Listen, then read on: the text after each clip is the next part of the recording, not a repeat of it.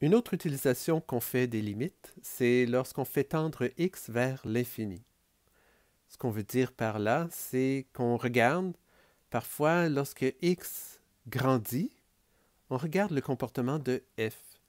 Et il est possible que la valeur de f se stabilise vers une valeur réelle précise. Par exemple, ici, si je prends pour cette fonction 1 moins 4x sur 2x moins 3 et que je calcule la valeur de f de x lorsque x vaut 1000, on obtient moins 2,0025. En remplaçant x par 10 000, on obtient moins 2,00025. Et en remplaçant x par 100 000, on obtient moins 2,00025. Et on pourrait continuer avec 1 million, 1 milliard, 1 trillion, 1 trilliard, etc.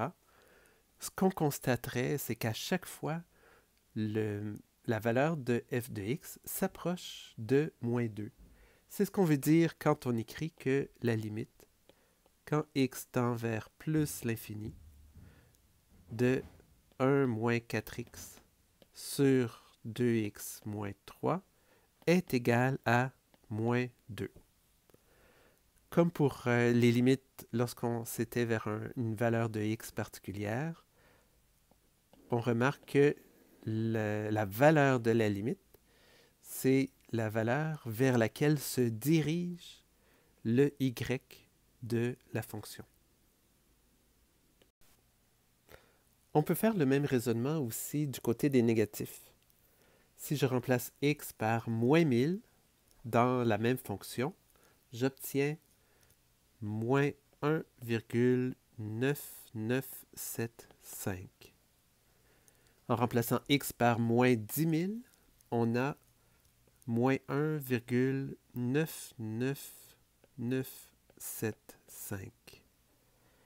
Et en remplaçant par moins 100 000, moins 1,99975.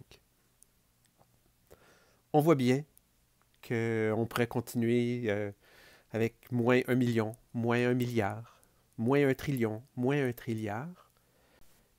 La valeur de f continuerait à s'approcher de moins 2. C'est ce qu'on veut dire lorsqu'on écrit que la limite, lorsque x tend vers moins l'infini, de 1 moins 4x sur 2x moins 3 est égale à moins 2. Avant d'aller plus loin, une mise en garde s'impose. Avant de voir comment on peut évaluer de façon algébrique les limites à l'infini, je dois vous avertir que je n'utilise pas une notation qui soit strictement rigoureuse. C'est par souci de simplicité et pour préserver un peu l'intuition. Je simplifie la notation dans l'espoir de faciliter la compréhension. Donc, si vous suivez un cours universitaire, vous aurez avantage à vous référer à vos manuels pour une notation plus rigoureuse. Pour décrire les règles qui nous permettront de calculer algébriquement les limites à l'infini, les limites qui impliquent aussi une partie de fonction qui tend vers l'infini, on utilisera les symboles suivants. Lorsque j'utiliserai la lettre C, c'est pour désigner une constante réelle positive, dans le sens de strictement plus grande que 0. Quand on désignera plus l'infini, on parlera d'une limite qui ne cesse de grandir, et moins l'infini, une limite qui ne cesse de diminuer, dans le sens de grandir du côté des négatifs. Dans un processus de limite, on peut établir les règles suivantes. Si on a une constante positive divisée par une fonction qui tend vers 0 par les positifs, le résultat sera plus l'infini. Donc ici, on peut y penser, si on a 1 divisé par 1 millième, ça donnera 1000. 1 divisé par 1 millionième donnera 1 million. 1 divisé par 1 milliardième donnera 1 milliard. Et ainsi de suite. Plus le diviseur est petit, plus le résultat de la division sera grand. Si notre diviseur est petit mais négatif, eh bien, on obtiendra des valeurs très grandes mais négatives, puisque toutes les règles pour les fractions sont conservées. C'est-à-dire qu'un nombre positif divisé par un nombre négatif donne un résultat négatif. Si on a une constante divisée par une fonction qui tend vers l'infini, donc 1 divisé par 1 million, 1 divisé par 1 milliard, etc., le résultat va tendre vers 0. La réponse sera 0.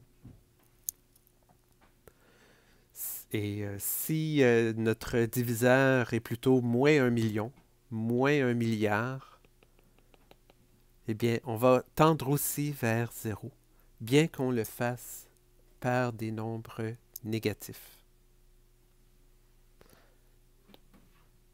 5e cas, si on a une fonction qui tend vers l'infini et qui est divisée par un nombre constant, bien, ça va continuer à tendre vers l'infini, peu importe la taille du diviseur. Puisque c'est constant, le nombre qui se fait diviser, qui ne cesse jamais de grandir, va éventuellement devenir immense par rapport au diviseur. Et un peu de la même façon, s'il y a une fonction qui tend vers l'infini, on ajoute ou on soustrait une constante, ça n'empêchera pas le résultat de continuer à tendre vers l'infini. Si on additionne deux fonctions qui tendent vers l'infini, eh bien évidemment, ça va grandir encore plus vite. De même, si on les multiplie, l'intuition ici est tout à fait juste, que le résultat va aussi grandir à l'infini. Ici, en utilisant n pour désigner un nombre naturel, donc un nombre entier positif, bien on a encore le même principe, plus l'infini avec un exposant entier positif va aller à l'infini encore plus rapidement. Si on multiplie l'infini par une constante, ça va continuer à tendre vers l'infini. Donc jusqu'à présent, rien dans tout ça est contraire à l'intuition. Ici, pour les racines, par contre, c'est un peu moins évident, mais c'est encore vrai.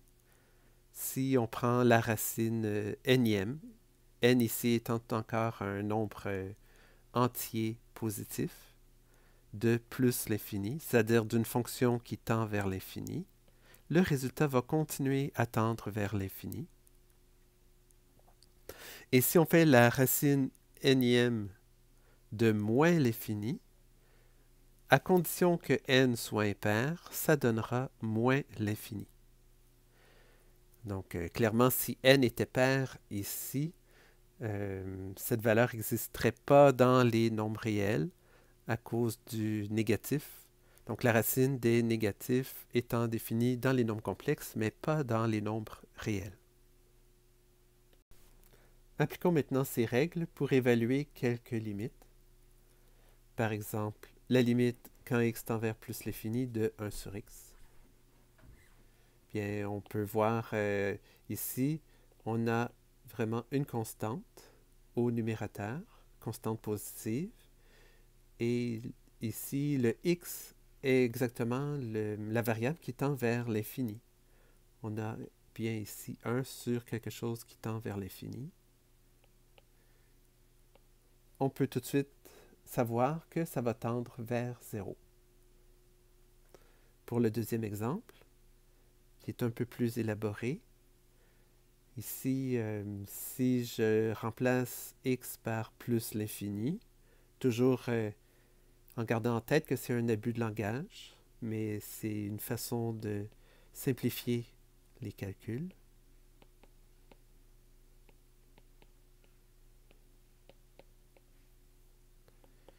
Bien, on sait que ici, plus l'infini à la 2 va continuer à tendre vers l'infini. Multiplié par 2, ça va aussi continuer à tendre vers l'infini. Pour le deuxième terme, 3 fois l'infini va continuer à tendre vers l'infini positif, moins 4. Donc ici, infini plus infini va continuer à tendre vers l'infini. Et si on soustrait 4, ça va à peine ralentir la progression. Cette fonction tend vers l'infini. Si on prend ici la limite, quand x tend vers moins l'infini, de racine de 5 moins 2x, on serait tenté très rapidement de dire, bien, comme ça tend vers moins l'infini et que c'est une racine carrée, que ça ne devrait pas exister. Mais ici, ce qui fait une différence, c'est le moins 2 qui multiplie le x. Ici, ce qu'on a, si on remplace, ça fait 5 moins 2 fois moins l'infini. Et les règles des signes continuent à s'appliquer. Moins 2 fois moins l'infini va tendre vers plus l'infini. On aura 5 plus l'infini. La racine de plus l'infini qui continue à grandir sans jamais s'arrêter.